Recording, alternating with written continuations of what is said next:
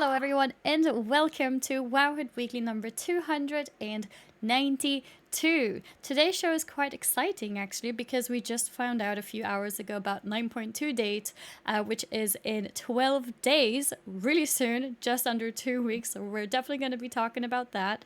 And then we will also cover other things and updates that has been going on, a few interviews talking about cross-faction and other popular topics since 9.2 is really soon as probably the final the final patch of the expansion if we don't get a smaller patch 9.5, which is very likely. So it's a pretty big patch that we're getting into. So it's really Yeah. exciting to talk about. Before I get too excited and start discussing it, let me introduce myself. I'm Annie, or also known as Annie Fuchsia, and I'm a full-time streamer on Twitch. And my co-host is the lovely Perculia. I'm Perk. I run Wowhead, a pretty busy time with Season of Mastery Blackwing Lair today, and 9.2 release date, and, Diablo stuff going on as well. So it's really nice to do the show and take a break from managing stuff and talk about what we've been doing on the site. And since we didn't have a show last week, we will discuss the 9.2 release date, and then things like the cross-faction announcements, the boosting stance in Warcraft, and Oh yeah. the Activision Blizzard earnings call that a phone game is apparently going to be around in some form this year. Oh yeah, that was an So, interesting little detail being confirmed as well. And yeah. yeah, 9.925 is indeed pretty much confirmed in the whole topic of cross faction. Mm. So that is definitely also happening. But yeah, 9.2. So February 22nd is the confirmed date for 9.2 release. It's a date that has been talked about, quote unquote leaked or rumored, so it may not be surprising for some people, but it's still nice to have it as a confirmed date and know that it's not being delayed for one reason or another. And yeah, it's in 12 days. Perk, do you think Yeah, some people are quite upset that it's not, at least 2 weeks because it's 12 days. What do you think about that? they used to give slightly longer notice on things. Since Shadowlands, they've moved it more to 12 days. But it's not totally without precedent, but I do think that it's nicer to have a little bit longer heads up because a lot of games I think give bigger heads up now, and a lot of people have other responsibilities and they need time to take off work and plan things, and 12 days is not a ton of notice for that sort of thing. Yeah, I think that is a fair Um, statement to make. But it is the same in terms of what people are able to do. Obviously, mm, because it's yeah. reset based, so it's not like you missed an entire reset because of this news being 2 days later. So I think Yeah. that's probably why at Blizzard they don't think it's a big deal. But I think for traditional reasons, people like to know things, a little bit more ahead of time because that's how it used to be as well, which makes sense. Yeah. But yeah, if you have, for example, if you're trying to get KSM, you do have two resets. You have your Mm. tyrannical week and your fortifying week as well to catch up with that. Yep. Unless, is it possible to do Mythic Plus on the week before to and still get score on the week Hmm. before the patch? Uh, let's see. I There was a blue post. Let's Mm-hmm. see. Um, um, the current season of Mythic Plus content will end with the start of regional maintenance on February 22nd. Yeah, But they say in the Mythic Plus off season, the dungeons are still playable using Season 2 affixes and rewards, ratings fair can still enough. be accumulated, and the seasonal achievements will still be available except for the 0.1% Tormented Hero. So Of you will course. be able to get it at the week of February 22nd. Yeah, okay, that's actually a lot more lenient than I expected. Maybe it's actually been like that before too, I just haven't thought about it. But that's nice, that's good to know. That means that you guys have two resets plus an extra one afterwards when the new patches hit with a few goodies here and there. So you may want to do it beforehand so you don't have to worry about it during that week, but you can also do it that week. So that is Yeah, good a to lot of know. stuff is also kind of staggered. So, Mm-hmm. it's not like obviously, if you are, someone professional, cutting edge, you have a ton of stuff to do no matter what. But if you're someone that would maybe debate, taking off like a day to play an expansion or something, there's not as much like, just sort of casual stuff you can do right in that first week. So it's Mm-hmm. more like a gradual ramp up. Yeah, yeah, yeah. Always starts Um, slow. Like we don't have yeah. proper raids or Mythic Plus or anything Yeah, and starting. like Like the PvP quests are all season doesn't staggered. start. Like, Yeah. you can't like get flying ASAP, all that other stuff. Mm-hmm. So, but yeah, so what is coming when? February Yeah. 22nd is the patch release, and Mm-hmm. then the week of March 1st, we have the first 8 bosses available on normal and heroic difficulty in Sepulchre of the first ones. And then on March 8th, we have mythic difficulty unlock, and then all bosses are available on normal, heroic, and mythic difficulty.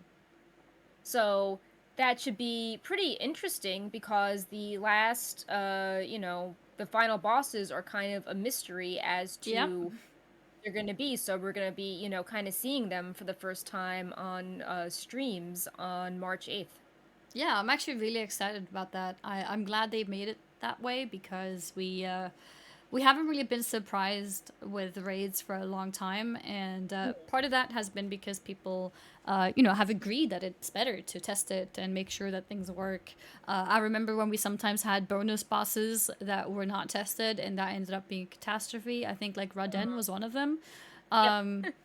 But yeah, I'm hopeful that things will be smooth because I think it is much cooler to have things be, a bit more of a secret until it becomes relevant in the game.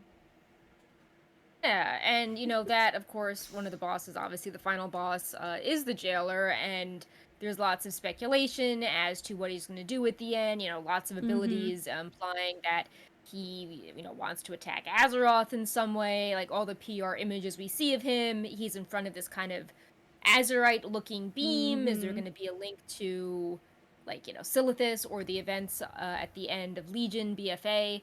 So, Mm-hmm. there's very likely going to be some sort of mythic changes, and yeah, I think all these encounters will look really cool. Maybe all of them will have interesting like story or mechanic twists if Blizzard has been hiding them.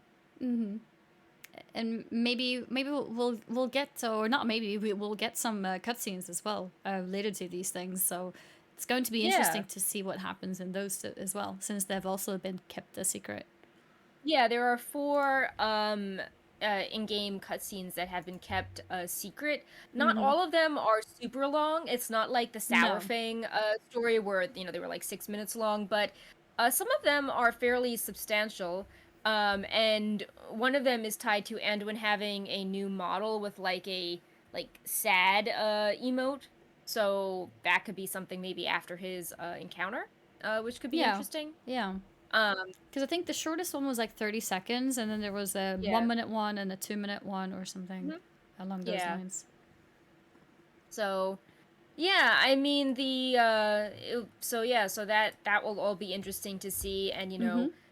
Anduin is obviously a character that many Alliance players find interesting. So seeing that encounter play out as well should be satisfying for a lot of people, especially because there's like Arthas throwbacks referenced in it as well. Mm-hmm. So other things coming in the patch, there is the new zone, Zareth Mortis. It's Yep. kind of like Titan and like Nagrand together, like lots of Aesthetic. Mm-hmm. like the first ones like celestial Titan architecture, but also floating islands jungle.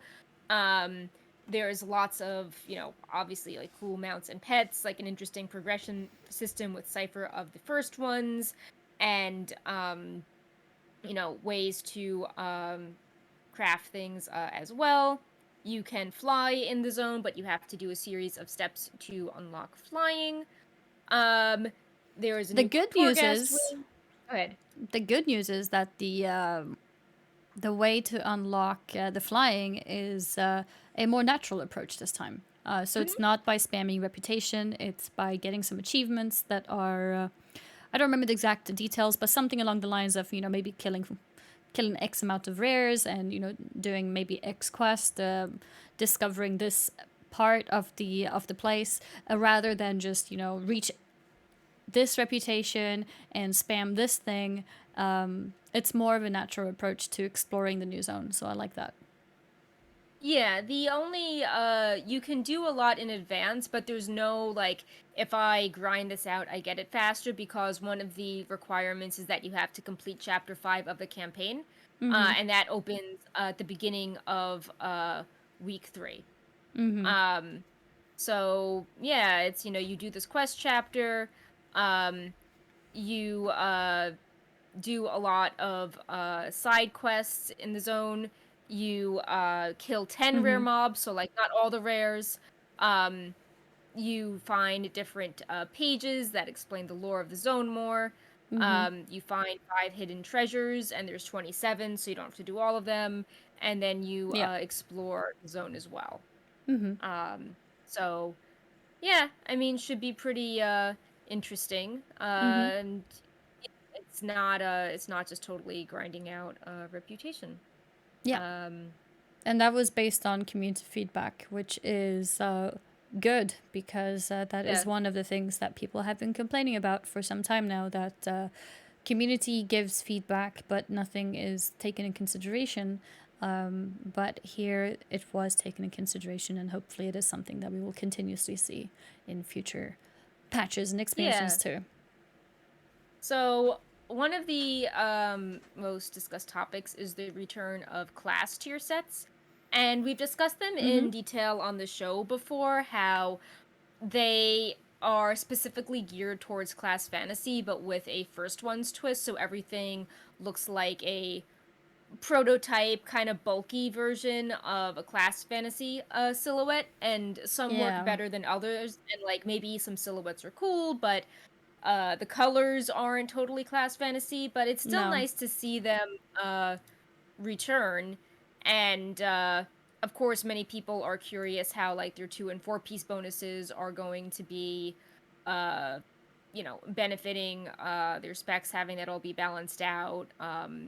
So yeah, Yeah, I think it will Blizzard be wanted to interesting. take some time to try other things than class tier sets. They thought maybe sometimes, creating new things can be fun and exciting. And I think it has shown to not be the case. And class tier sets are back. But like you said, they are more designed around the raid rather than the classes specifically, which reminds me of how the Yeah, Azeroth gear was normally designed in BFA as well. Like all cloth classes had the same set, and it was always tailored towards what the raid is. Um, but it's still a nice first kind of step towards having class sets. So I look forward to seeing more in the future, and I hope that they do go to a little bit more towards the class fantasy than to make it pure. This came out of this raid, because yeah. it doesn't feel very good. I Mhm. think being being a warlock and having a priest looking set is not that fun. Yeah. Even if it is because it's meant to be matching with the raid, it doesn't feel that great. And the same with a lot of other sets too. Yeah. And they've also changed how class sets can be acquired because previously these were just, drops from bosses in raids. And then we've had a big, loot progression revamp since we last had class tier sets. So now you can acquire sets from raiding as usual, but they can also be from the Great Vault. So you can do Mythic Plus and PvP, and that will um, count towards giving you a chance at these. And then the creation catalyst, which will be unlocked later in the patch, you can create class tier armor from non-set pieces of the same item level. So there, if you like doing other activities but you aren't into raiding, you can still do things through other means to Yeah.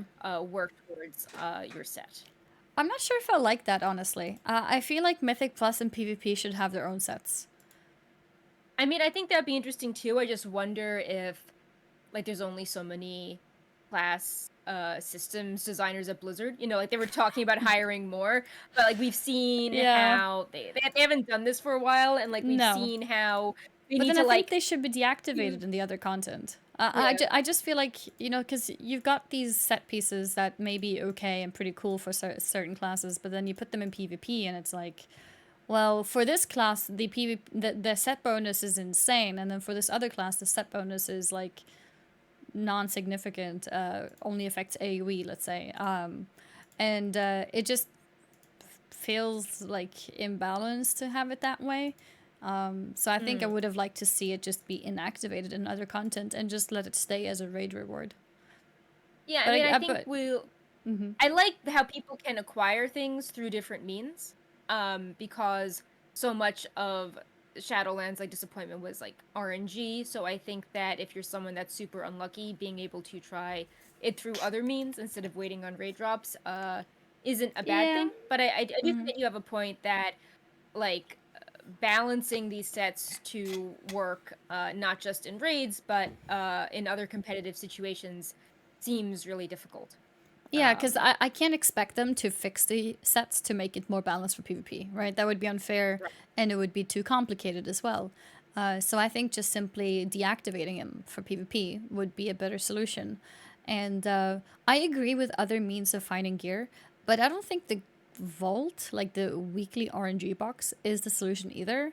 I think I would have liked to see things that we've seen in the past. I mean, I don't know what the Valor system will look like now. I guess it's still going to be connected to Mythic Plus gear, but if you would be gaining points Valor for raiding, and then you spend that to get some raiding gear from a raiding vendor or something, I think that would have been cooler because then you have a goal and you have, you have a currency that you're saving up to buy specific pieces. Because I'm not It's sure. also Mm-hmm. go ahead. It's also like unclear how what the percentage chance is on the Great Vault and how all those mechanics work. Mm-hmm. So, you know, we don't know if it's going to be like an average chance or how all the loot tables work. You know, like we got on the PTR and just, you know, opened a bunch one time, but you know, that's kind of a mystery box. And I remember when Shadowlands came out, people were confused at the start how exactly the Great Vault worked, and this could be something else like people might think, oh, I don't know. I just think that it hasn't been documented or tested or explained in a blue post super well. So some Mm-hmm. people might be doing activities and not realize that like one activity was better for doing Mm-hmm. tier sets than others. Like I think the Uh, guild, the not the guild. I think the vault is a decent like side thing as an extra piece of loot at the end of the week. I think it's okay for that, and I think it's improved a lot as well from what it used to be, when PvP and PvE was separate, and Mythic Plus didn't have its own thing. But I think what makes it feel, or I guess it was rating that didn't have. Anyways, what makes it feel kind of bad is when it's seen as the alternative way of gearing. I think yeah. that's the place where it starts feeling bad. I think I would rather than see a currency, so it's a more deterministic approach to be getting gear. If you're unlucky in raid, you shouldn't then rely on other luck too. um, Yeah. I mean, I'm looking at the Great Vault post one of my coworkers made and he was basically like with the Great Vault, like we don't know if each row has the same chance of dropping tier. Like, does the raid row mm, get a higher yeah, chance than another? yeah. Can you get a piece of tier you already own? Can Mm-hmm. you get the same tier piece in different boxes? Does the drop chance fluctuate based on how many boxes you complete in a week? Like, if you do 9 things, do you like have a higher drop chance than if you do one thing? So Mm-hmm. there's a lot of questions people don't know about this system, and we collected a lot of data only because um we Ran it opened it internally. 200 times on the Yeah, 92 PPR, yeah. and not a lot of people were doing that. So So it's hard to know. Yeah. yeah, so you don't want something to be like, oh, JK, like, you shouldn't you should prioritize this row over another, or like if you're short on time, do these things. Like it just would be good to know. Mm-hmm. I If do you're think short the on time, it's probably creation, best to do the first step of all of them. That takes the least time, yeah, right? I do think that the creation catalyst system seems good though. How it's coming later in the patch, and if you are like still really stuck on tier, you can use it, and then that can also help kind of be like a soft like nerf for guilds that are still trying to progress through the raid. Like having the tier pieces become more accessible can help them progress through the raid without having to like nerf all the boss's health. Mm-hmm. Um, but yeah, so besides the tier, double legendaries is Oh obviously yeah. another topic that Mm-hmm. is coming. Mm-hmm. And Blizzard has changed how you acquire them numerous ways based on feedback at this point. Yeah. And this is not you equip your Covenant one and then a regular one. And they will be available week 3 of Mythic or week 5 of the patch. And they went through several iterations, but the current thing is that double legendaries no longer require reputation to unlock the legendary belt. Um, Mm-hmm. but the memory of Unity pattern, uh, but the double legendary will just automatically unlock at the end of chapter 7, and we have a blue post confirming that chapter 7 will be available on the 3rd week after the mythic raid opens. So there will be 2 full weeks of mythic raiding, during which nobody can have 2 legendaries, after which they should be available to everyone. So no um double legendaries for a world first race. right, or I guess if the jailer is super difficult or buggy, if no one tested him, then maybe the double legendaries will be what makes him die Mm. if it's a super long race. But Interesting. yeah, Yeah. Mm-hmm. I do think it is a smart move on their part, because it feels like with the return of tier sets there could be a lot of class balance hotfixing that has to happen, and then accounting for all these double legendary combinations. It feels like it could be kind of like a It's balancing gonna be a nightmare. disaster. I don't know why they Yeah. decided to do it this way. Yeah. I guess they didn't want to go back on the double legendary thing, and then they wanted to keep it simple Yeah. before, or they wanted to keep it simple for the world first race or the first Yeah. initial push. So they decided to just stick to one legendary to not have to tune too much. Yeah. But it's actually a disaster. Yeah. Nothing will be tuned properly probably for a long time. Yeah, like they're gonna have the tier set tuning finally calm down, and then it's gonna be Yeah. like, oh well, with 2 legendaries and tier, this has a It very changed OP everything. interaction. Yeah. Yeah, where it's like we tuned around 2-piece fine, and now we have to tune for 4-piece, when 4-piece plus 1 legendary, 4-piece plus 2 legendaries, or Yep. yeah. It seems like it's like corruption again. Like there's gonna be so much tuning for a patch long system. Yep. Very true. And I think in the Um, end, they didn't even bother tuning those, right? Because it's like, well, people have had so much fun with them. People have spent yeah, time like getting arena. those corruptions. Yeah, So it like doesn't feel good to, undo that. If we nerf these legendaries, people may have to regrind things, and maybe not a good idea. yeah, I do think that it's good that it just automatically unlocks at the end of chapter 7. Mm-hmm. So we were just talking Absolutely. about with flying, how people were like grinding stuff out, and this flying is more natural and not about grinding. And this seems to be the same thing. Um, and that's also good for people that aren't playing 9-2 at the start. You don't need to feel like what you're doing is like to access the top content and you're time gated. It's just like, okay, I'm picking up this game kind of late, like maybe a month or two late.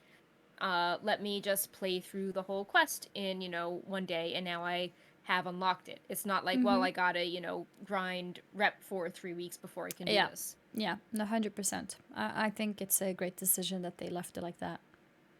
Yeah. So if you're trying to keep track of things with the time gating, week 1 is when you can start Zereth Mortis. Week 2 is the normal and heroic raid. Week 3 is the mythic raid unlock, and then week 5 is when you can do double legendaries. In So terms of the last 3 bosses in the raid, the heroic versions of them, are they out immediately? the normal and heroic versions are not available the first week. They Sorry, come the with a normal and mythic heroic. week? Yeah. So and yeah, when Mythic Week comes out, it's all 11 bosses on Mythic. It's not like, oh, you can only get up to boss 8 on Mythic when it comes out. Yeah, so So mythic brings everything. Mhm. And heroic and And then of normal course, will be without the last few. yeah. So that should also be exciting because usually when a raid comes out, people will race to clear heroic, and then there'll be lots of like boss kill videos on heroic, and people will be figuring out ways to like efficiently farm it and stuff. But with this system, the final boss will just be a surprise in general until that Interesting. second week. And they haven't been tested on normal either, right? No, they're just kind of a mystery. Secret, yeah. um yeah. That's really cool. So So even the yeah. normal and heroic version is out when mythic is out. Yeah. So Okay. I guess like, which could be interesting for the race, because like if the early, if the guilds are doing the easy mythic bosses that just fall over, it will still be exciting for viewers because they can look at other guilds. People can be discussing like the jailer and the cutscene when he's defeated, Yeah. and any other interesting lore bits that can keep them busy if the start of the actual race is kind of like, oh yeah, we've seen these before. Now people are farming something boring on stream. So yeah, it could be interesting that way. Yeah. But yeah, speaking of that, I mean, it's like, what are we gonna see with the defeat of the jailer, and when are we gonna get 10-0 information? Because normally, like, that end of the expansion, like, cinematic kind of hints at what comes next. Yeah. So we'll probably get some kind of hint with that when it's all down. Yeah, like if the jailer is trying to, attack Azeroth, that's like, okay, well, It'll happen there. something is going to happen in Yeah. this cinematic, which Yeah. will shape how things go moving forward. Yeah. Like Um, if he's gonna attack Azeroth or if he's going to I don't know, like nothing happens. Like if he just dies, then that would also yeah, happen there. Like so yeah, it would say a lot about what the future is. So it's actually very important cinematics coming up, or cutscenes. yeah, and they've also kept parts of the final chapter of the story secret on the PTR. So, we know that Sylvanas and Chironda have some sort of Reunion. conversation, and that they have models that are high definition that could be used in cinematics, but we don't know what that dialogue is. We just have that one snippet where Sylvanas is like, I submit to her judgment. So Yeah. that's another twist that's coming. And then we also have that Sylvanas book that will Oh yeah. explain everything. What was the date for that? Let me look it up again. Let's see. It was February or March, right? It's It around was these February, times. and then it got delayed a little because Okay. I don't think it was a Blizzard thing. I think it was just like supply chain thing. Okay. March 29th. Okay. Actually, let me check the raid release calendar. So, um, Yeah, so yeah, 22nd is patch. So first is normal raids and mythic raids is 8th, yeah, right?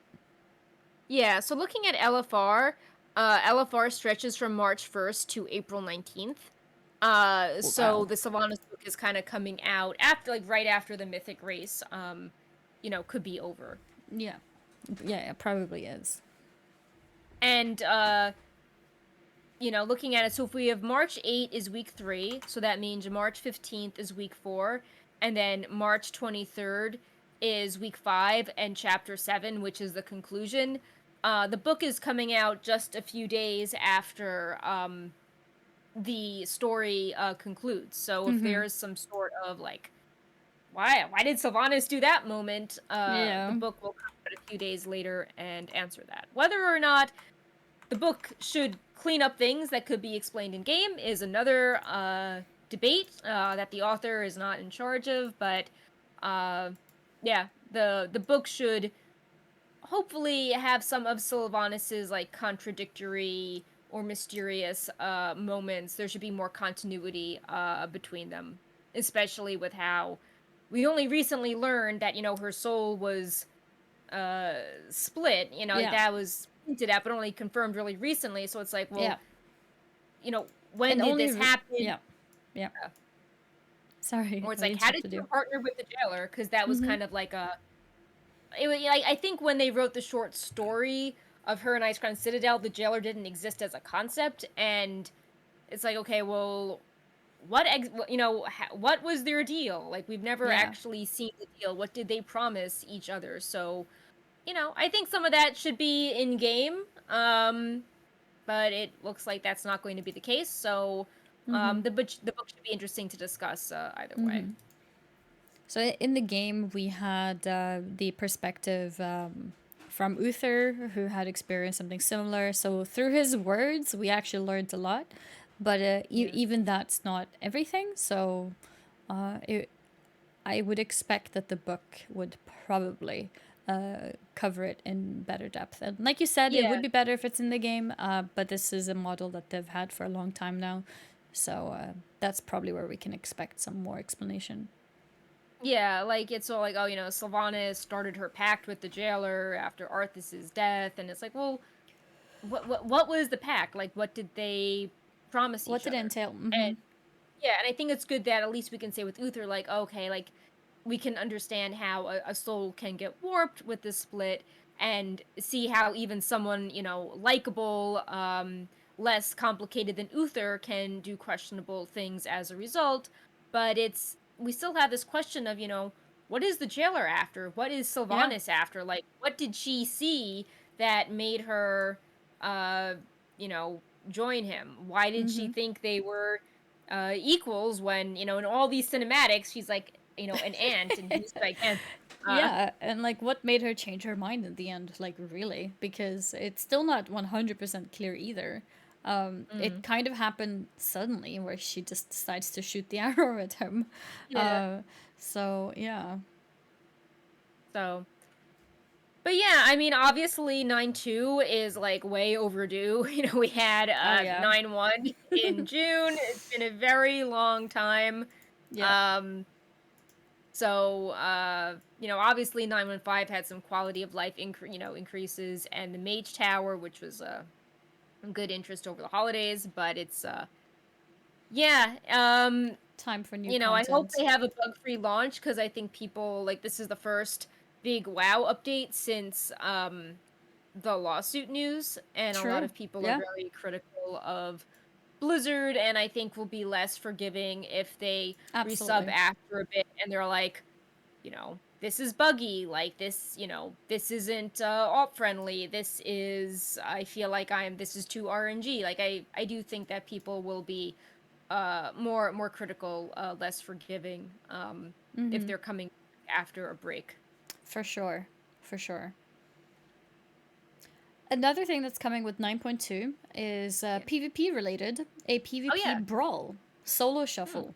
And I haven't tried it myself, but I've been watching some PvP streamers do it, and it seems pretty fun. The idea of it is that you and 5 other players get matched together in this solo queue. It's a solo queue, by the way. You can't queue with friends. You're supposed to go alone.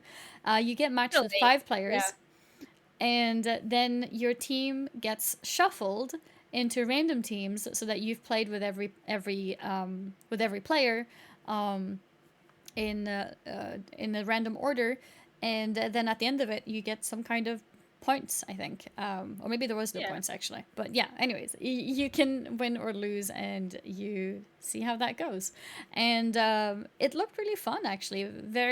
A lot of very random comps getting together, and you're playing with other people who are also, solo queuing. There's no.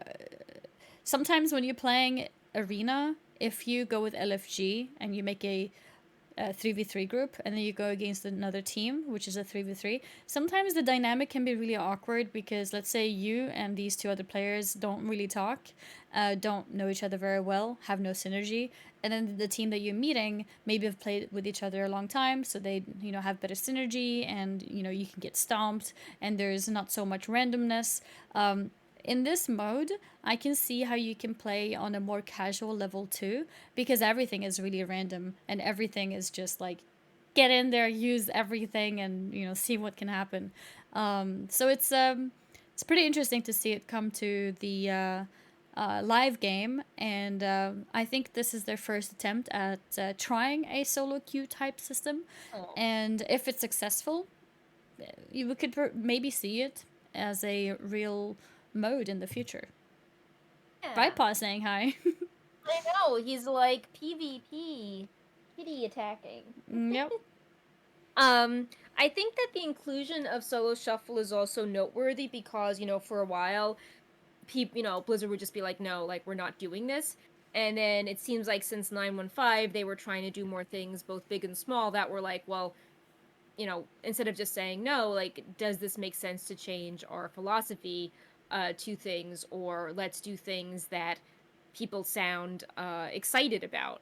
Mm-hmm. And people are always asking for things like solo queue. So I think it's a good sign that they are, trying to implement this in some way, which we'll discuss a little bit later when we get into the cross faction thing.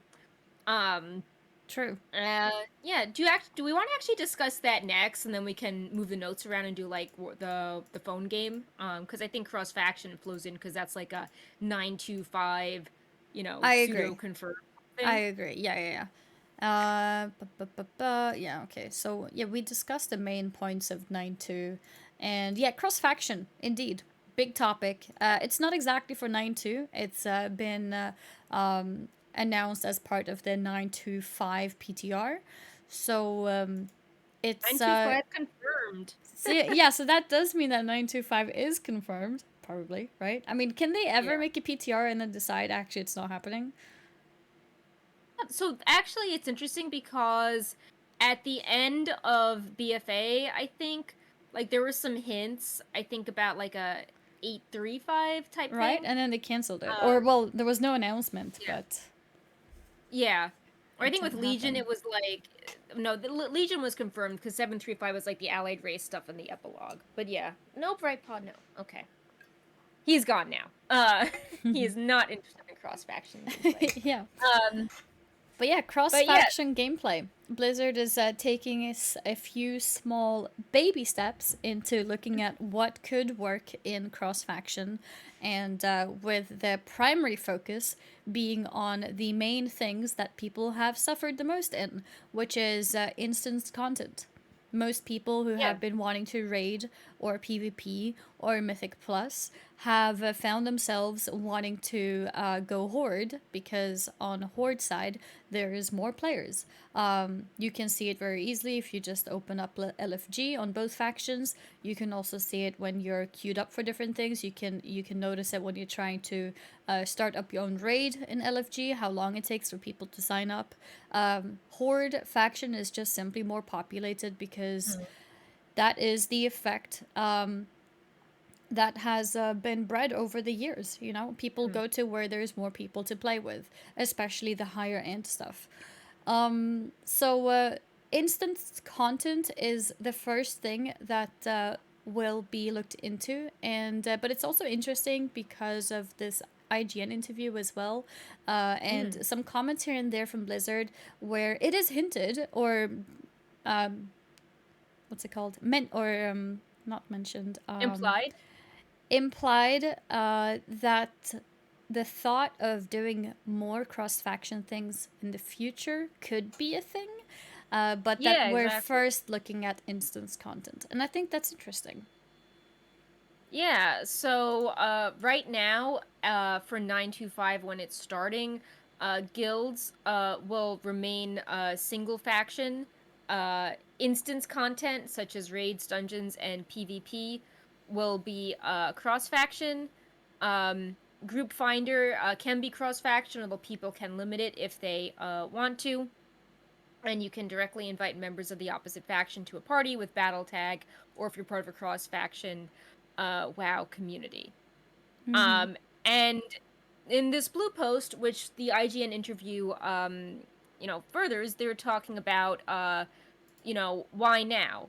It's interesting because in 2019, this was asked at the BlizzCon Q&A, and it Mm-hmm. made sense as we, finally banded together with the, old gods, and then, Yep. after the Fourth War, it seemed like we had a moment of peace, and then Blizzard said that alliance and horde separation is a pillar of what makes Warcraft Warcraft. And then they're like, okay, well, why do we change our mind 2 years later? And they said, that was an oversimplification.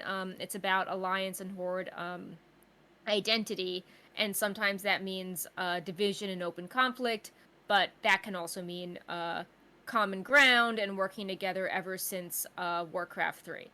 Yeah, Um, because we have. so yeah, it's interesting. I don't know if they did this on purpose, but because they were saying that Warcraft 3 had a chapter called Eternity's End, and this is also Eternity's End, so that's a fun coincidence. Mm, Um, but yeah, they're saying that the instances of cooperation in World of Warcraft itself are too numerous to count, and they're saying after BFA there's this uneasy peace, and some of the leaders are still very into conflict like N, but then there's others that are more into peace like Jaina. mm-hmm.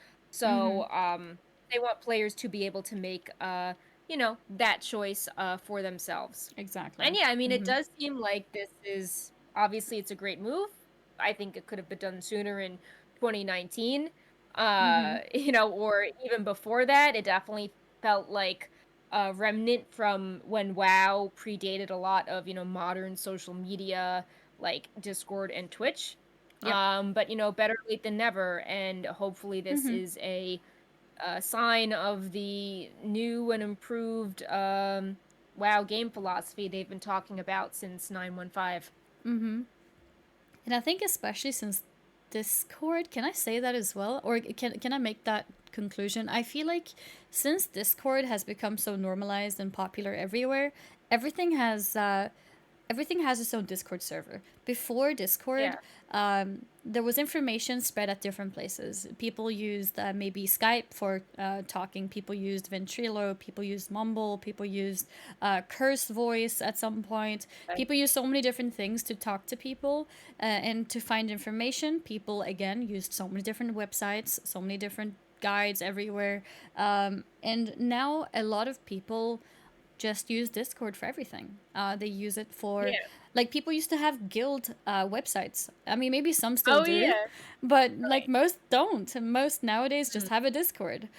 So when everything is moved to Discord, it kind of it's made communication between players so easy and centralized that it feels wrong to still have that split faction thing. There was something about the split faction before when people were more separated that the mystery of it kind of felt fun. But as soon as things became more centralized, it's made sense for, like you said, even before 2019, probably around 2016 or so, I would say.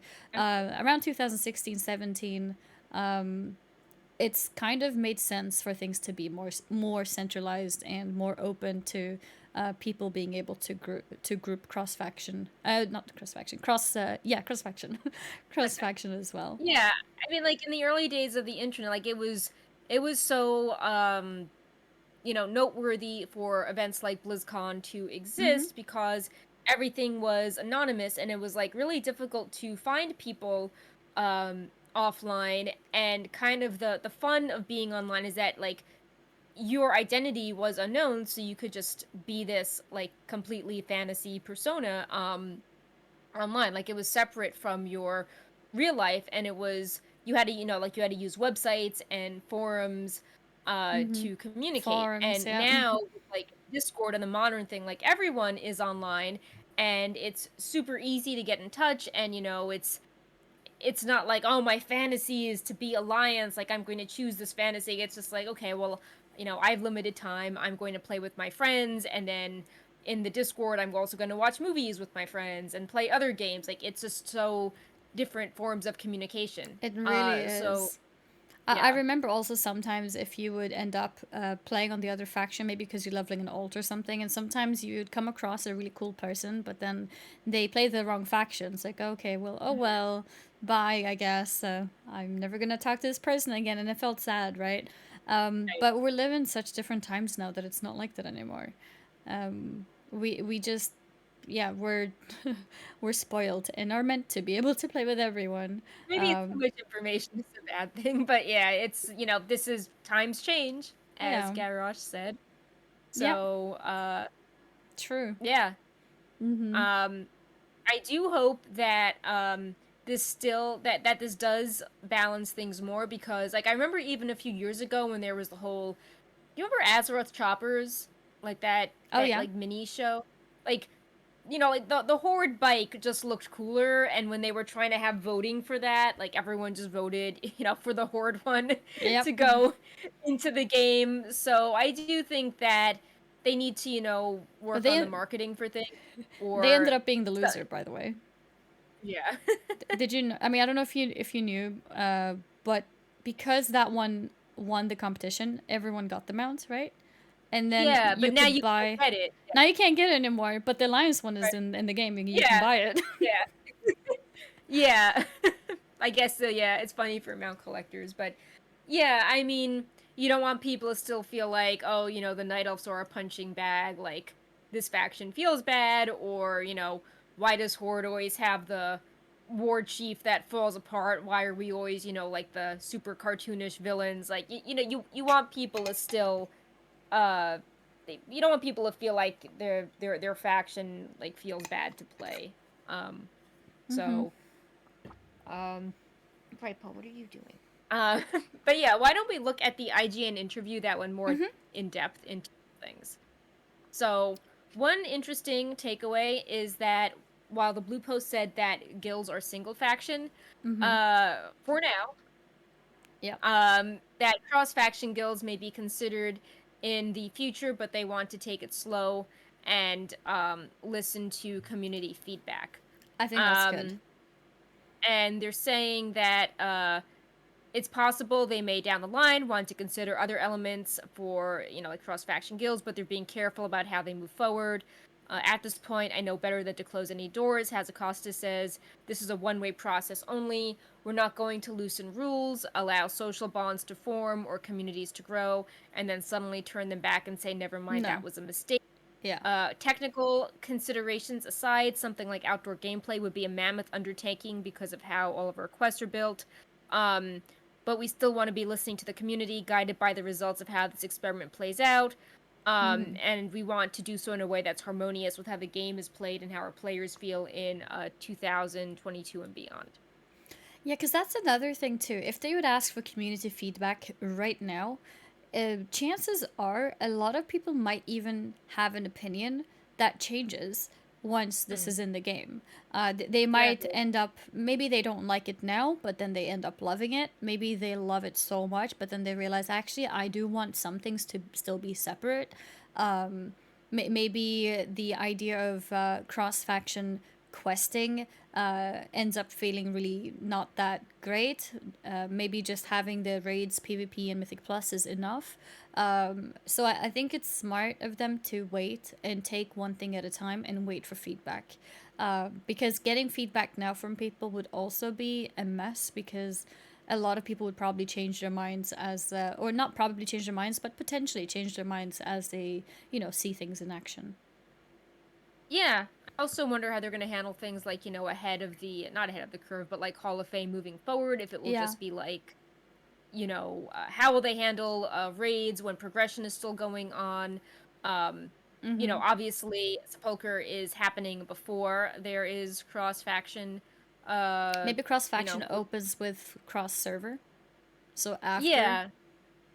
So yeah, there's a lot of questions as to like Yeah. how like grade progression would be handled Mm-hmm. if this was available. Yeah. Um, and I think cross faction guilds could be interesting as well because like guilds were such a developed thing in Cataclysm, and then they kind of pulled back on guild identity. And I think that was also because of the rise of things like, Discord, and people could do stuff out of game, or people had like allegiances to friend groups instead of guilds. So it would be interesting to see if something like a cross faction guild could like revitalize them in some way. Mm-hmm. Another interesting topic is that they aren't going to likely not applying these to classic just for technical and ideological reasons, but with how there's like seasons of mastery and all that, who knows if there's going to be like a season of friendship. That could be funny. I mean, Yeah. yeah, I Yeah. don't think it would ever be a permanent thing. But it's definitely possible to have it as its own season. Yeah. As a temporary little testing thing, season of friendship. I Yeah. think that could actually work. But yeah, I don't see it happening properly in the classic TBC or anything like that. Yeah. There were two some the community was also discussing like the meta way in which Ian was framing this. So Ian was like, it's easy to assume as shorthand that the core idea of Warcraft is Horde versus Alliance. Um but then it wasn't controversial, but he was like, "Oh, from Warcraft 3 onwards, I think the ideas of Warcraft have been about adventure, exploration, and we fundamentally have more in common than what separates us. That Alliance and Horde are both defending their homes, searching for homes, fighting for family, for honor, for justice." Which it's interesting because then it's like, well, when did you have this shift? Because BFA felt very much, all those advertisements, like they were really trying to drive home Yeah, the conflict and difference, and then at that Q&A in 2019, they stood you by know, it. is Yeah, yeah, and like so much of the art was a throwback to like Warcraft 2 with like the two faces in yeah. conflict. Human versus orc. So yeah, I think they probably just misjudged it, honestly. I think yeah, they did not read the community at all at that point, and they thought if they bring back Horde versus Alliance, it's gonna be, yeah, it's gonna be yeah, awesome, fight for the right. Horde, for the Alliance. I think they just didn't realize what has happened with their communities online. And I think it maybe, also could be like a marketing misstep because yeah, like yeah, we've yeah. seen in Mm-hmm. the game that even when the expansion has a conflict, it tends to end in a greater good. Like Mista Pandaria had both factions working together to take down Garrosh. Usually the final boss of an expansion, we have to work together. um or we learn that the old god wants us to be fighting so he can be stronger. Even BFA, the final patch was about N'Zoth. um, so you could say that, oh yeah, this isn't totally made up. Like even going back to Warcraft 3, we put our Mm-hmm. differences aside to take down the big cosmic bad. And Mm-hmm. even Legion was about, Varian and Sylvanas working together in the Yeah. cinematic. Mm-hmm. But I do think that like the marketing team gets a hold of it and then they're like, "Oh yeah, let's make a, advertisement showing people fighting, in real life over faction stuff." And marketing really likes that. It's great selling, t-shirts, or it looks fun on the screen. So Mm-hmm. I do think it's probably good that Ian is trying to like sort out some of the branding of the franchise, because there is kind Yeah. of a disconnect. Like, oh, Alliance versus Horde at BlizzCon fight, and then you look at the stories and you're like, we keep working together in game. So Yeah, yeah, so it didn't really work out, huh? yeah. Another thing which could be good and maybe reduce some of the marketing missteps is that in this interview, Ian confirmed that it's unlikely they'll do another all-consuming faction conflict expansion again. Yeah. And the quote was more like, he does think it's unlikely they'll ever do an all-consuming faction conflict expansion again, like Battle for Azeroth. He thinks it is more likely they'll focus on a wider range of perspectives on the divide through characters and quests, such as the survivors of the burning of Teldrassil, Gan Greymane, members of the Forsaken, and all those in between, all while letting players decide for Mm. themselves where they stand in relation to the opposite faction. Okay, so like So, little story bits getting yeah. the spotlight, rather. Yeah, so it's more like race spotlights as opposed to um the larger allegiances. Yeah. Um I feel like they have tried doing that lately in Shadowlands as well, but I feel like yeah. it's not been very successful. Like the Teldrassil stuff has been kind of, feels like Yeah. one sentence here and there. Oh boy. The Yeah. Sylvanas loyalists were kind of just thrown away. Mm. So I can see how there has been a little bit of that. So I guess what he means or what they're intending to is to build on that more. And I Yeah. mean, we did have a cool at the end of the day, I do think that the whole covenant system as a story was actually pretty good. I think it's a shame with how it was introduced and locked between alts and things like that because you couldn't do multiple of them. But in general, I think it was really cool that you had the Ardenweald story with the relevant characters, and then you had the Revendreth stories with their relevant characters, and all of them had their own little stories that they were exploring, and I can imagine having more things like that. But maybe, like you said, maybe race based or something else in future expansions. Seems that like even looking at Shadowlands, that Blizzard did a good job with the stories that had a slightly smaller scale and a Mm-hmm. more like relatable like humanized environment, like the aesthetic of Ardenweald or like the aesthetic of Bastion and the Kyrians. Mm-hmm. And it floundered more when they tried to do these very like more heavy-handed things, like is Teldrassil morally gray? Yeah. Or so I think that if the smaller stories are their strengths, and the characters are more engaging, um, I think it makes sense to do more with that as opposed to like shoehorning a few night elf things, in there here and there. Like it's Yeah. just Ardenfield had like the Vol'jin story going on with the Night Warrior story going on, and then like what was actually going on in Ardenweald itself. There Yeah. were a lot of threads, so I think that being able to be like, okay, we're gonna have a full proper quest line dedicated to the survivors, not just like a chapter, and then like a full storyline on Vol'jin that's not just gonna be like, okay, you're back now, go into a pod. Mm-hmm. I think that could be more interesting and also satisfying, and it also I think could help the player base maybe not like hate each other as much. Like those BFA ads were like, "Oh look, the parents are Yeah. fighting Alliance versus Horde." Ah, and it's just like I don't know. Like I feel like just the Yeah. comments and everything were way more toxic when that expansion was all like, "Lean into your faction and go to war with the other people." Mm-hmm. And also, So we don't need these really dramatic introductions of five head, 5D chess, yeah, Thanos, aka Jailer, introduced out of nowhere, who's apparently the um, what's it called, the back brain of like everything in the yeah, past decade. exactly. We don't need that. Yeah. It would like Shadowlands would have been great with just Uther and everyone else who's around there, or maybe even Jailer as its own story. It doesn't have to overextend into the entirety of like the whole story. Yeah, it just I mean they didn't say they were going to have a focus on cosmic things, but I think that the faction war just had like so many weird dramatic things happening that they had to be like, "Oh, look, actually like none of us are horrible people. Look, the jailer was behind." All these Yeah, really kind of bad problematic things. So, yeah. yeah. Um but yeah, I also think it was good how we had this interview come out with the Blue Post to further answer some more questions that the Blue Post didn't cover. So, Indeed. Yeah. Yeah, I think it's nice when it comes together like that because it gives a bit of insight into their thought process. Yeah. Because letting us know that they're considering guild cross faction is an interesting side thought.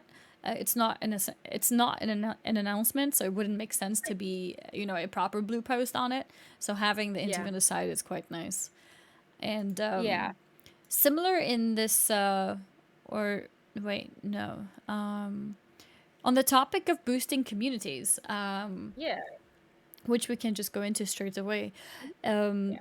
The boosting communities became a post at first where things were described generally as these organizations that are across many servers, etc., with advertisements everywhere.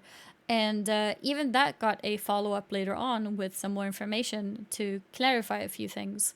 And the talking Yeah. about the interview giving more meat to the topic of cross faction. Even here, we had a blue post, which then got clarified further soon after. I think within a few days, and I think that's another thing that's good to see that we are getting clarifications and explanations, and not just thrown in the darkness of not understanding what's going on.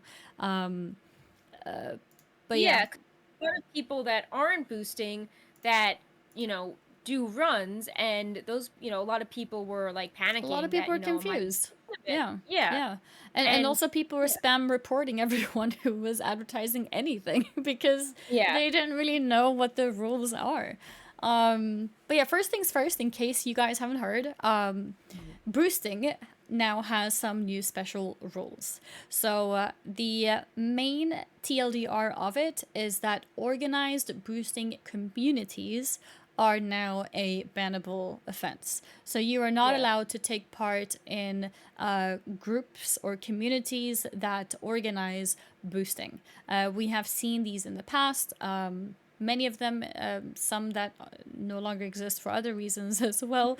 The most common and popular one recently was probably Nova, but there's been a lot of them out there with many discords and many intricate systems being put in place to make things a smooth experience for the person who's buying the boost.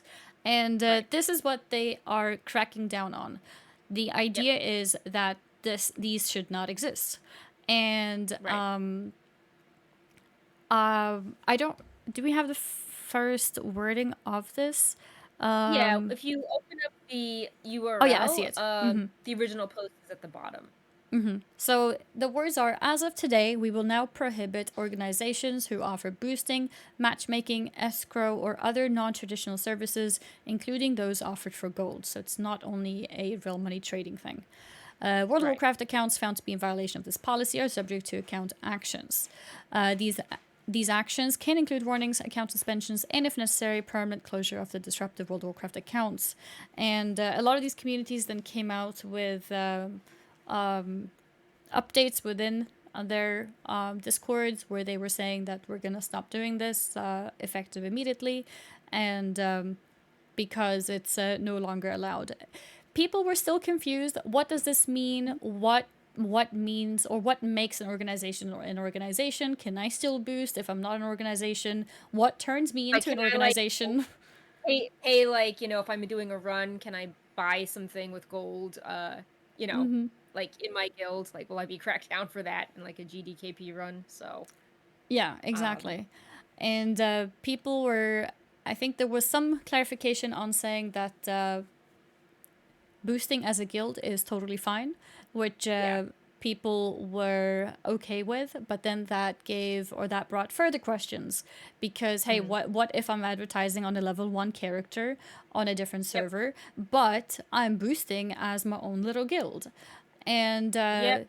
this is where we got further clarification within a few days, where they said that cross realm advertising is actually not allowed either, even if you're not Right. an organization. So I think Yeah. that's really interesting too, and it means that the trade chats will generally be more cleaned up now. Which is good. Like, I mean, I know you've mentioned that in the past, but it's just unreadable. It's just like constant advertising spam. And if you're a new player, it just seems so unfriendly, and it also just sends a message that the way to play the game is to Get like boosted. just spend money, get boosted. Like, you can't the emphasis is not on being social and finding people to play with and go slowly and mess up a few times. It is, you know, like it's a transaction. Yeah, exactly. And I I personally think that overall, as a general thing, I think this is a good change for the in-game experience of individuals. When I log into the game, I won't see spam from level 1 characters with little murloc heads that they're selling me a boost. So for that type of experience, I think it's nice. Boosting is still allowed for people who are part of guilds, and they can Right. still create runs and earn from it. And this is the way that it's been even back in the day. I remember any top guilds were always boosting for gold, and that was fine. It was not in anyone's face. I think the main reason why the mainstream boosting became so not nice for in game Mm. was the constant advertising, which took away everything else. Having said that, I think putting in a policy of just simply removing boosting advertisements from trade chats in general would have had the Yeah. same effect. And Yeah. like, I don't really mind that people are boosting. I don't have anything against that personally. But when it's up in my face and I'm given ads about it just by logging into the game, then that doesn't feel very good. Then I feel like Right. I'm getting ads, but I've paid for this game. Why do I Right. have But ads? updating the terms of service like does cover them legally should someone want to say that they feel like I don't know, like their voice is being silenced in Blizzard. It's like, oh well, this wasn't arbitrary. Like this is part of our terms of service. Yeah, Um, I also think the timing is interesting with how these the boosting announcement came around the time as the cross faction grouping. Like they wanted to troubleshoot and true. make sure Mm-hmm. that the cross faction grouping didn't like further empower boosters. Further empower these communities. Like, oh, now it's even easier to Yeah, you're right. get a boost. And Mm-hmm. also they have to going back to the advertising you mentioned, I feel like, Alliance and Horde can finally play together. That's going to be a big marketing push. Mm-hmm. And you don't want a bunch of returning players logging in and being like, okay, I can play together. Oh, wait, I'm just seeing advertisements to you Yeah. know, buy something. Mm-hmm. Uh I think there's also a parallel to how we were saying things snowballed towards the Horde as communication outside of WoW got more sophisticated and the internet got more transparent. Mm-hmm. Like, boosting was always around, but like people, use Discord and other means to kind of take it to the next level, like, how to min-max things. Yep. Like how do you like make money with the WoW token? How can you make money and then use that to getting services? And it became easier to reach people, to coordinate things, to do things to generate money, raid BOEs, a bunch of stuff coming together. And then you had a situation that was not, present when the game came out so many years ago. Yep. Exactly. It's a So, very it's definitely an abused space because it's so easy to be communicating with each and everyone in the game, and I do agree with you that it's quite interesting timing to knock this down right before the cross faction as well, because that would definitely open up so many new doors.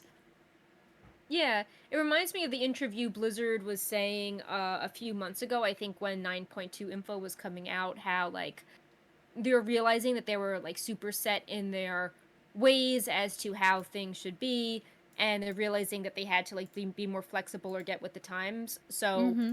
maybe this is a step as opposed to being like, well, if people would only, be nice and play our game a certain way, this wouldn't be an issue. Like, just be social, ignore boosting. But now they're like, okay, well, you know, there are ads in trade chat. Like, this is the experience. These are the players we have. Players are chaotic. We need to shape our experience instead of just hoping people approach the game in the right way. Mm-hmm. Indeed. Especially when there's so much more competition now Like, if you can have a better, more social experience in a different game, people will go play that, especially as Of they have course. less loyalty to Blizzard with the lawsuit. They're less willing to Mm-hmm. put up with flaws. Mm-hmm. Absolutely. That's very, very true. I think Blizzard has been loved for so long and idolized for so long that there were probably a lot of people who stuck around just because of that. So the lawsuit happening definitely made those people at least move on and not just accept anything if it's Yeah, not plus how it should COVID be. delays. Like, Yep. between people losing interest with the lawsuit and then, okay, Slow there's no new content. content for a Mm-hmm. bit, I'm going to be casual and hop between MMOs as opposed to like doing, Yep. 9-1 for months on end. Yeah. And we can Those see it are with all. all the new MMOs that are coming out, or any new expansion, any new anything from any Yeah. MMO is getting so much traction now because every WoW player is curious. Like, should I be playing another game? And some Yeah. people discover, like, yeah, you know what, I do enjoy this game better. And some people are like, you know what, it's just not it. And then they come back to WoW, and they still have higher expectations. Yeah, I think that also goes back to what we were talking about at the start, how Blizzard was changing the requirements to get things like as WoW players experiment with other MMOs.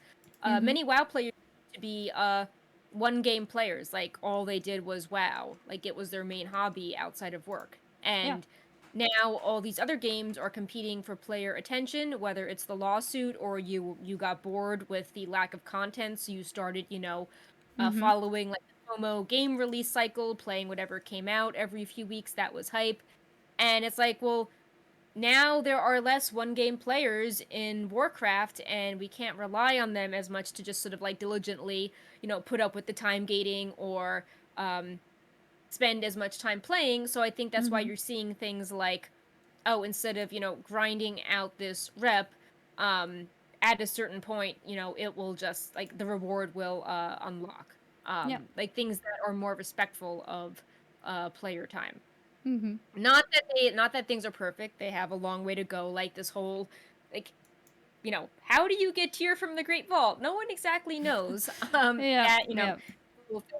But I do think that um seeing them adjust things like the double legendaries, and we can even mention like they just changed how you get rep again in Zereth Mortis in the middle of the show. I Oh think yeah, I shows saw that people in the chat actually mention that. yeah, Yeah.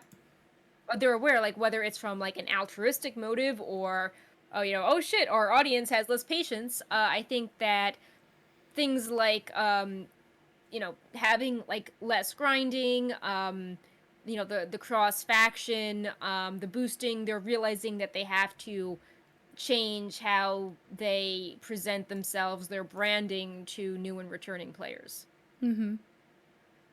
Exactly. Do you want to look at the rep post quickly or just shout it Yeah. out? Like I know it's Let's more mention like it. specific. Yeah. It was Um, posted 38 minutes ago. yeah. So I Mm. think this is because where is it? So last night the Wowhead team that's been writing our rep guides did like a math breakdown as to how much rep you could get like every day and every week Mm-hmm. from Zereth Mortis, and reaching Honored was around 10 days, Revered was around 25 days, and Exalted was around 55 days. And people I think knew about this, so then there was this blue post that was basically like uh you know you can Mm-hmm. hit Revered without having to hunt down extra rares to kill when the double Mm. legendary is available. Because like right now with Gotcha. the in the Mm-hmm. old post you had to uh do a lot more with rares. Like you could get stuff Gotcha. from the Mm-hmm. campaign, but then there was other things that you could do. So the world Um quest reputation has been increased from 100 to 125, the world boss from 250 to 500, and then the weekly quests will give 500 instead of 250. And I guess they've done Yeah. the math, and this is meant to be enough reputation to get revered then by the time legendaries are unlocked Yeah. without killing any Um, rares. That's cool. right. Which is good. Like, you don't just want people like sitting around AFK, trying to snipe rares.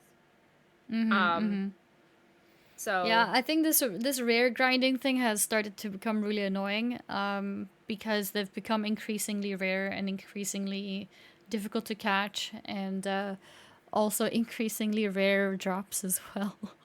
yeah. um, like Korthia is just never ending for me, and Yeah. yeah, so this is one less stressful thing to worry about. Yeah. Also, talking about new posts that popped up in the show, there was a community council update for February, and it said that they are adding an extra wave of players, and they will continue to add players throughout the year. So I think that some people Okay, assumed that, the council went up and blue posts were made, so it was all set and done, but it seems that this will be an ongoing process, okay, which I think is promising. I know they had kind of a rocky start. I do mm-hmm. think there's been more classic posts than retail posts, but yeah, I mean it's hopefully it continues to grow. It's felt a little bit of a slow start, but hopefully they keep adding more players and devs feel more comfortable sharing things on the forums. Indeed. Um, there was also a post going back to WoW being welcoming. There was a post I wanted to highlight that we didn't published yet on Wowhead, and it was interviews that it was following the Microsoft acquisition, Okay. and Phil Spencer was talking about Xbox aspirations, and in a Oh, few I other read that. places he was saying that they wanted to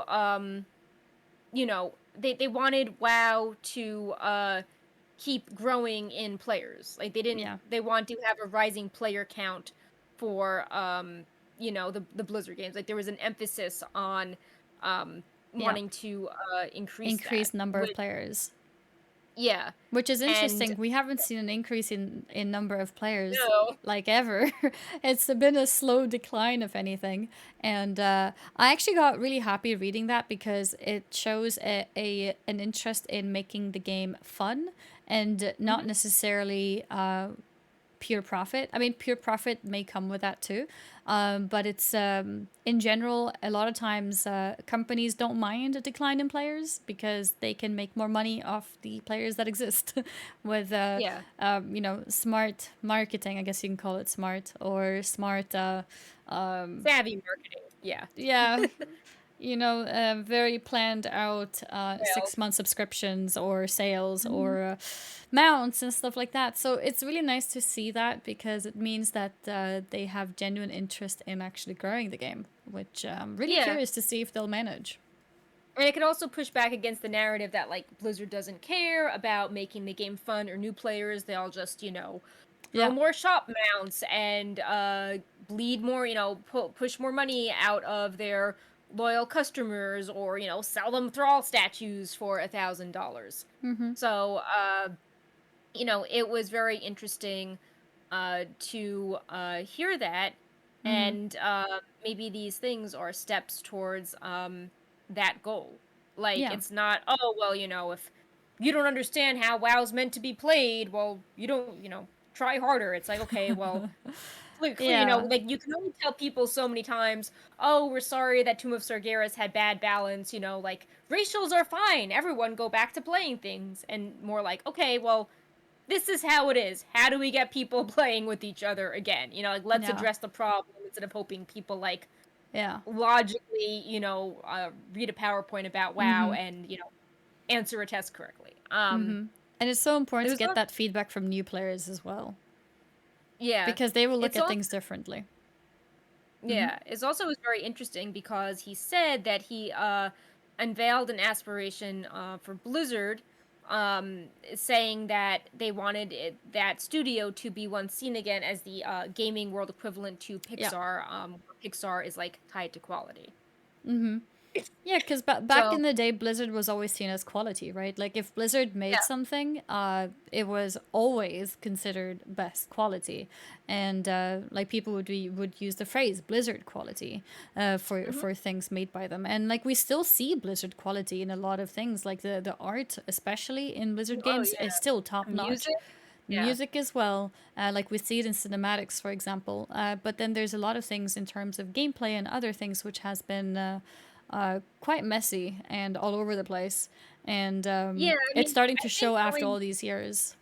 even going back to the release date, like you said at the start, why do you think people are upset? I think some people are like, okay, well, some stuff doesn't seem polished.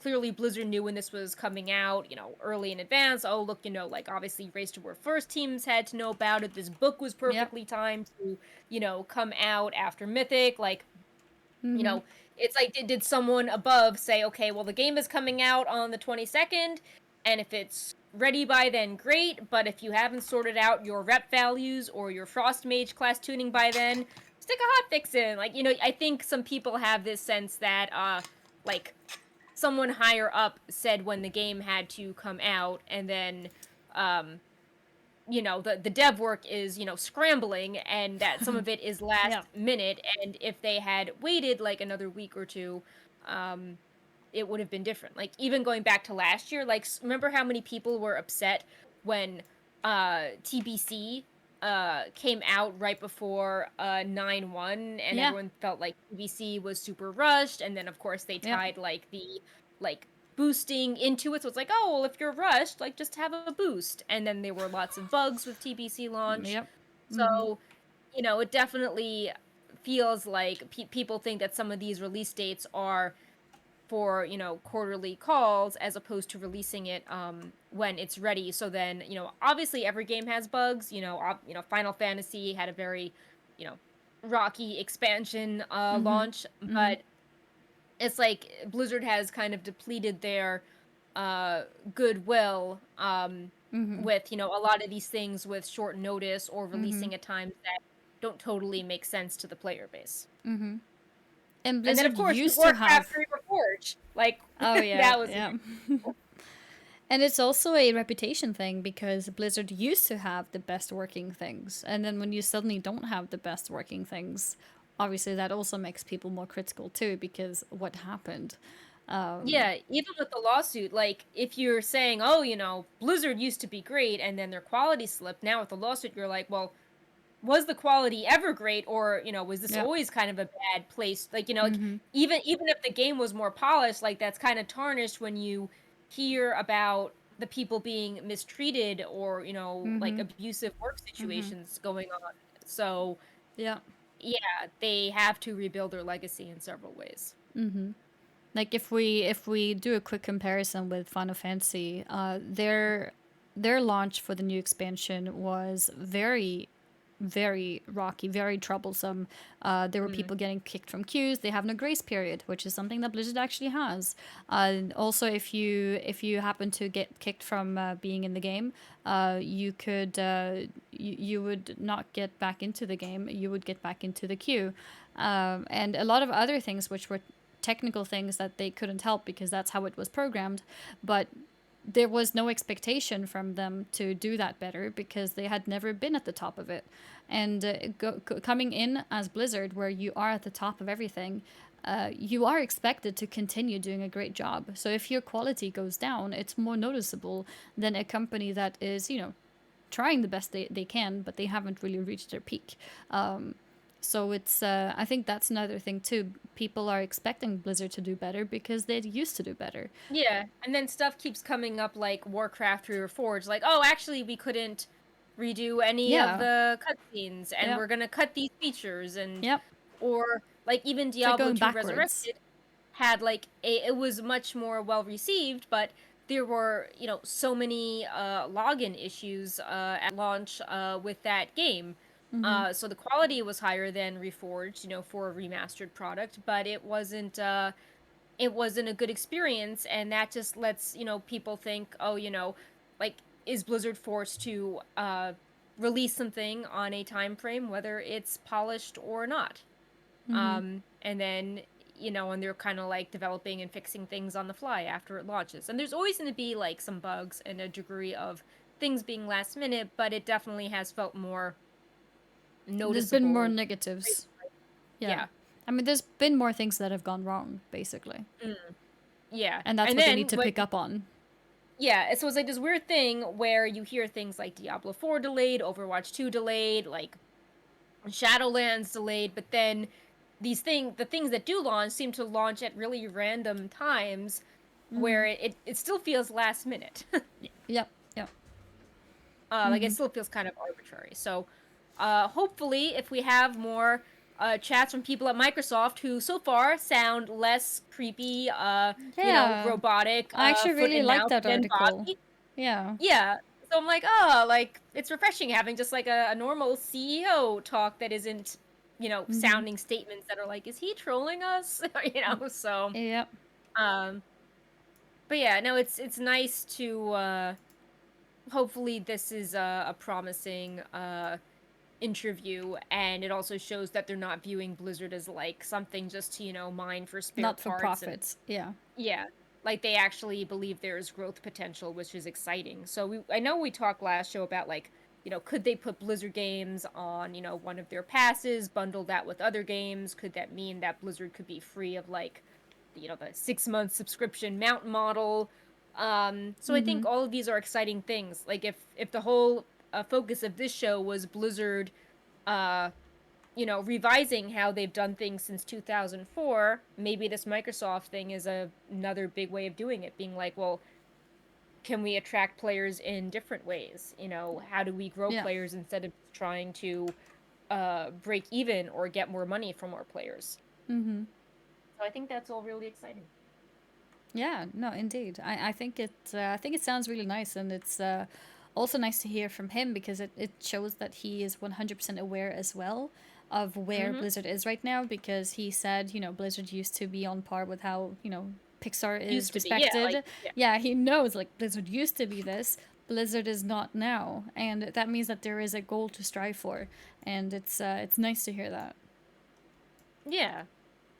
So, for our final thing to end on quickly, kind of ties in with that as well, which with was industry stuff. yeah, we, Mm-hmm. talking about broadening the player base.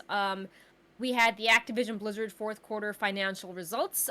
This was not a phone call because Blizzard was in transition with Microsoft. Um, and we learned that the Blizzard was always teasing two phone games. Yep. And, they'd mentioned them in the past, but it seems that a game in some form is planned for 2022. Yep. Now, knowing how long things like Diablo Immortal take, I don't think it's going to be like a full out launch in 2022, but maybe we'll get a Oh, good beta. point. Yeah. I didn't think about Um that. You're right. Diablo has taken a Blizzard long time, yeah. actually. Blizzard is planning substantial new content for the Warcraft franchise in 2022, including Mm-hmm. new experiences in World of Warcraft and Hearthstone, and getting all new mobile Warcraft content into players' hands for the first time. So, to me, that sounds Interesting. like fourth quarter alpha of something. Mm-hmm. Interesting. Um, Yeah. And, previously they said that several games are in advanced development in 2020, and then in 2021, they said that two of the games had moved into internal testing. Mm-hmm. And now it seems like Well, one one of of them. them could Mm-hmm. be, yeah.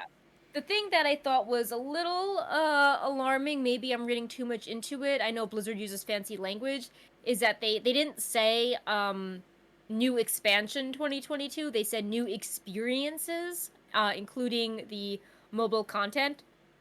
And so that, I'm kind of worried, like, does this mean that we're getting Oh, like like maybe we're not getting an expansion this year. yeah, like maybe we'll have this like phone thing in the middle to distract us because Yeah. everything big with WoW is so delayed with COVID and the lawsuits. So is this going to be like a 2023 expansion? And in the meantime, Mm-hmm. we'll like tease all these, Warcraft spin-off things. Yeah.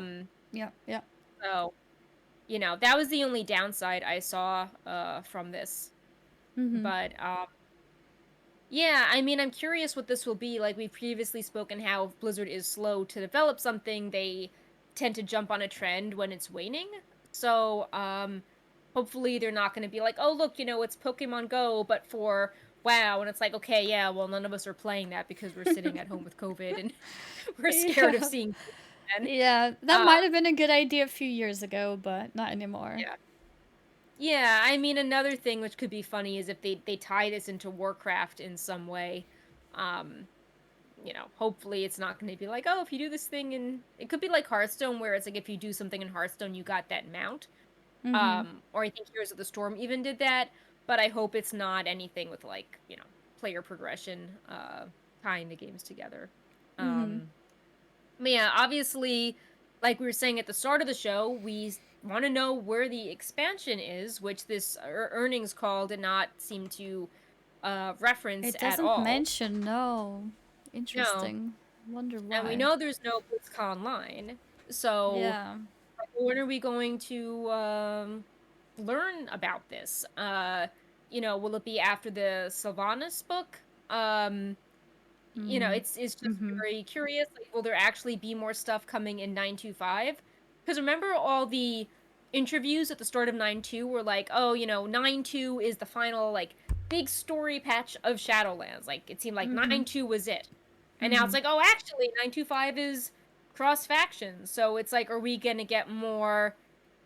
Is that point 0.5 patch Yeah. going to be like easier if the expansion is still kind of mysterious for a bit?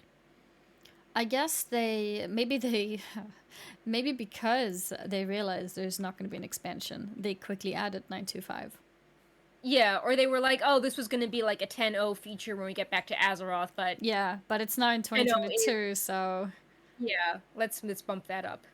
Um, but yeah, I mean, hopefully we can get a phone game and an expansion.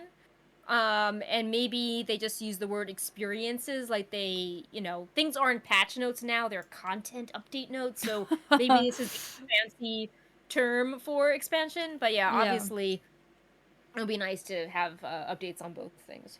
Mm-hmm. For sure. And I think that But just about wraps everything up. But yeah, I mean, those are the big picture things. Mm-hmm. Obviously, there's been like a lot of. We're sure that there'll be a lot of like class balance hot fixes. Oh yeah. Now that the PTR is coming to an end. Mm-hmm.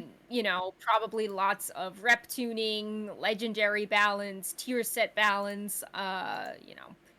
Boss ability balancing. So definitely going to be a lot of technical posts coming from the Wowhead data mining. In the next few days. Mm-hmm. Um, and we will be highlighting, we have some guides up that we just put up our little Eternity's End front page news featurette, and Mm-hmm. we will be highlighting a lot more class guides and Zereth Mortis guides very soon. Like, you never want to release them too early because it's like, oh, look, they just changed how rep work. It's like, okay, Yeah, well, yeah, yeah. we don't want to publish something like a month in advance. That is No, like, because then it might you change. know, Yeah, that's smart to wait, so it's yeah. really close to the launch. Yeah, that's Cool. smart Um, thinking. yeah. Random I think, question in a chat about mhm. PvP. Does Conquest reset with 9.2? Yeah, those type of things always reset with new seasons. So Yeah. that should I be think, reset. yeah. Blizzard, in the Shadowlands Season 2 ending date post, they talk about, the PvP off season and, rewards, in there. So that should answer a few more questions about PvP at Mythic Plus. Mm-hmm. Yeah, you can read in depth anything on the in the articles on Wowhead as well. Yeah. If you go to wowhead.com, you see all the recent articles, and you can just click through them to read the parts that is relevant to your interests. Yeah. But Yep, yeah, yeah. Brightpaw, stop doing that. He's trying to open a door. Don't do that, Oh, Brightpaw.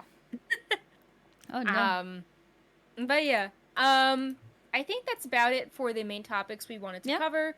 Mm-hmm. Um, thanks everyone for your support during the 9.2 PTR, and we will have lots of we will try to cover all the updates as much as we can, as well Mm-hmm. as the Blackwing Lair Season of Mastery, which is coming out in 10 minutes. Oh We have yeah. lots of guides for those too. Yeah. Mm-hmm. Indeed. Thank you guys so much for watching and for supporting Wowhead. And we will be back again probably next week, but not the same time because today was an off Nope. day. We came Yeah. on a Thursday, but we should be on Tuesday as per usual next week. This week we moved things around a little bit due to a new game launch, but next week we should be back to regular schedule. Yeah. So thank you guys very much, and enjoy reading about 9-2. Getting prepped up. Bye. Bye everyone. Bye. Bye.